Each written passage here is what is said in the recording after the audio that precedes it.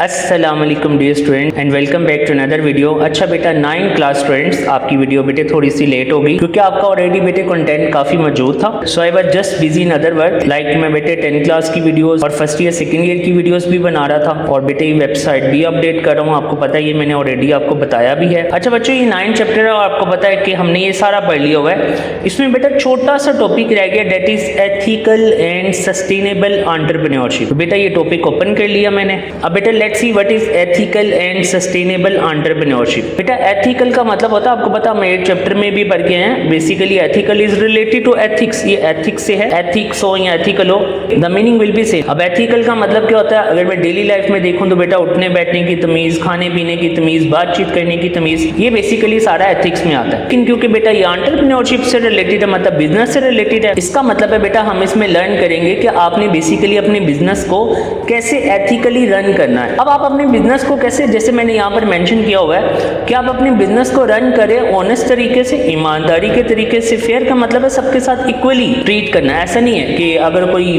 बड़ा है तो उसके साथ, बड़ा से मुराद ये है कि अगर कोई स्टेटस में बड़ा है तो उसके साथ रवैया और अगर कोई छोटा है स्टेटस में तो उसके साथ रवैया और, जैसे नॉर्मली बेटे आपको पता है पाकिस्तान में होता है। तो ये चीज आपने नहीं करनी। अगर आप ये कर रहे हैं तो इसका मतलब है कि आप एथिकल एंटरप्रेन्योरशिप को फॉलो नहीं करें। और रिस्पॉन्सिबल वे से मुराद ये है कि एक बेटे जिम्मेदाराना तरीके से। फॉर एग्जाम्पल बेटे आपको पता है माशाल्लाह पाकिस्तान में बड़ा कॉमन है कि यहाँ पर जब भी कोई आप प्रोडक्ट परचेज करते हैं ना तो आपसे कह दिया जाता है कि मैडम सर कोई भी मसला हो, प्रोडक्ट एक्सचेंज हो जाएगी, ये हो जाएगा, वो हो जाएगा। लेकिन इन एनी केस जब कोई इशू आता है, आप जाते हैं तो वो प्रोडक्ट ना तो प्रॉपर रिपेयर करके देते हैं, ना वो एक्सचेंज करते हैं। तो बेटा इसका मतलब वो एथिकल एंटरप्रेन्योरशिप को फॉलो नहीं कर। तो बेसिकली बेटा एथिकल एंटरप्रेन्योरशिप के कुछ प्रिंसिपल भी हैं, मतलब असूल भी हैं कि उसमें ऑनेस्टी होनी चाहिए, ईमानदारी जो हमने ऊपर डील कर ली, इंटेग्रिटी होनी चाहिए, हर चीज एक्यूरेट करनी है ऑनेस्ट तरीके से, फेयर तरीके से। ऐसा नहीं है कि लोगों के सामने बच्चे आपके कुछ एक्शन और हैं और जब लोग मौजूद नहीं है तो बेटे अब आपके एक्शन कुछ और है। ऐसा नहीं होना चाहिए। जैसे मैंने बेटे सिंपल एग्जांपल दी है कि आप टैक्स ऑनेस्टी के साथ पे कर रहे हैं, अपनी इनकम को छुपाए बगैर। क्योंकि बेसिकली बच्चे आपको पता है कि आपको जो टैक्स पड़ता है गवर्नमेंट की तरफ से आपकी इनकम के मुताबिक, आपके बिजनेस के मुताबिक होता है। और हम क्या कर रहे होते हैं, हमारा बिजनेस मल्टीपल होगा, हम 1-2 चीजों को बताएंगे और बाकियों को क्या कर लेते हैं, हाइड कर लेते हैं। तो आपने बेटे ऐसा नहीं करना। उसके बाद फेयरनेस मैंने लास्ट में भी बता दिया, ऊपर हमने बेटे इसको डील किया। इस वर्ड की बात करो, यहाँ पर मैंने बच्चे आपको बताया था फेयर का वही मतलब है कि आपने सब पीपल को,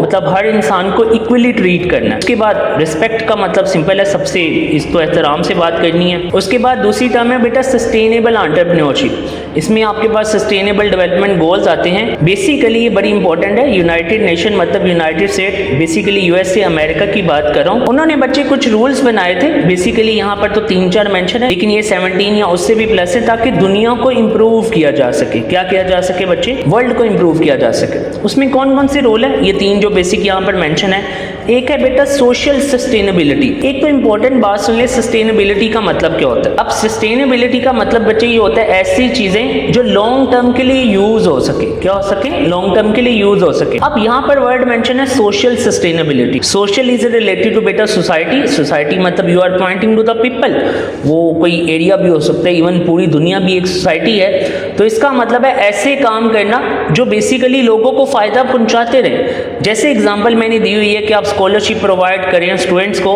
ताकि वो अपनी एजुकेशन को सपोर्ट कर सके। उसके बाद है बेटा इन्वायरमेंटल सस्टेनेबिलिटी का मतलब ये है कि आप जो भी प्रोडक्ट्स या गुड्स बना रहे हैं आप बनाएं, लेकिन आपने इन्वायरमेंट को डिस्टर्ब या पोल्यूटेड नहीं कर। यहाँ पर बच्चे मैंने बड़ी सिंपल और आसान सी एग्जांपल दी है कि using solar energy instead of fossil fuels to reduce pollution. मतलब आप ये जो बेटा फ्यूल यूज करें या कोयला यूज करें प्रोडक्ट्स बनाने के लिए, इंस्टेड ऑफ दिस आप सोलर एनर्जी का यूज करें ताकि आप इन्वायरमेंट को ज्यादा पोल्यूटेड ना करें। क्योंकि बेटा बाहर की कंट्री में जितनी भी इंडस्ट्रीज होती हैं वो सिटी से काफी दूर होती हैं, लेकिन पाकिस्तान में बेटा ये बड़ा कॉमन। आप गली महलों में जाएं तो आपको इंडस्ट्रीज मिल रही होती हैं, छोटे छोटे वो फैक्ट्रीज मिल रही होती हैं और वो सारा का सारा इन्वायरमेंट डिस्टर्ब कर रहे होते हैं। यहाँ पर तो आपको पता है सब कुछ कमाल ही चल रहा होता है। तो बच्चे आपने इन चीजों से परहेज करना। आप प्रोडक्ट्स बनाएं, आप गुड्स बनाएं, जो भी बनाना चाहते हैं, लेकिन आपने इन्वायरमेंट का ख्याल रखना है। तो ये हमें बताता है इन्वायरमेंट सस्टेनेबिलिटी। अच्छा बच्चों, फर्दर मूव करने से पहले आपसे छोटी सी रिक्वेस्ट है, इस वीडियो को लाइक करें, शेयर करें और इस चैनल को सब्सक्राइब करें। उसके बाद है बेटा इकोनॉमिक सस्टेनेबिलिटी, और आपको पता है बच्चे economic is related to economy, मतलब मुल्क की जो बेटा इकोनॉमी होती है, माली हालात होते हैं, उससे रिलेटेड है। ये हमें ये सिखाता है कि आप अपनी कंट्री को इस वे में लेके चलें, आप इस तरह की चीजें प्रोड्यूस करें जहां पर बच्चे आप अपने वर्कर्स को क्या कर सकें, जॉब्स प्रोवाइड कर सकें, उन्हें आप लॉन्ग टर्म के लिए सपोर्ट कर सकें। तो उससे क्या होगा, आपकी कंट्री में बेटा पॉवर्टी का भी लेवल बहुत रिड्यूस हो जाएगा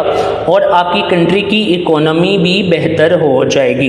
ये सब कुछ बेटा हमें कौन बता रहा होता है, बेसिकली इकोनॉमिक सस्टेनेबिलिटी। तो बच्चे अब इसकी बुक से मार्किंग कर लेते हैं। तो यहाँ पर आपने इसकी मार्किंग करनी है। तो ये आपने मार्क करना है यहाँ से लेके यहाँ तक, ये पॉइंट सारे ऐसे ही आएंगे, इसमें कटिंग नहीं है, जो नीचे वाले पॉइंट्स हैं। उसके बाद बच्चों आपने इसको करना है, वो नोट्स में से कर लीजिएगा, ज़्यादा आसान है, यहाँ से यहाँ तक, और बेटे ये सारा ऐसे ही आएगा, इसको पढ़ने की ज़रूरत नहीं है, इसको सिर्फ एक नज़र पढ़ लीजिएगा, याद करने की ज़रूरत नहीं है। और ये सारे पॉइंट्स बच्चों आपने ऐसे ही करने हैं। सो बेटा that was our today video. अल्लाह हाफिज़। Thanks for watching students and kindly don't forget to subscribe.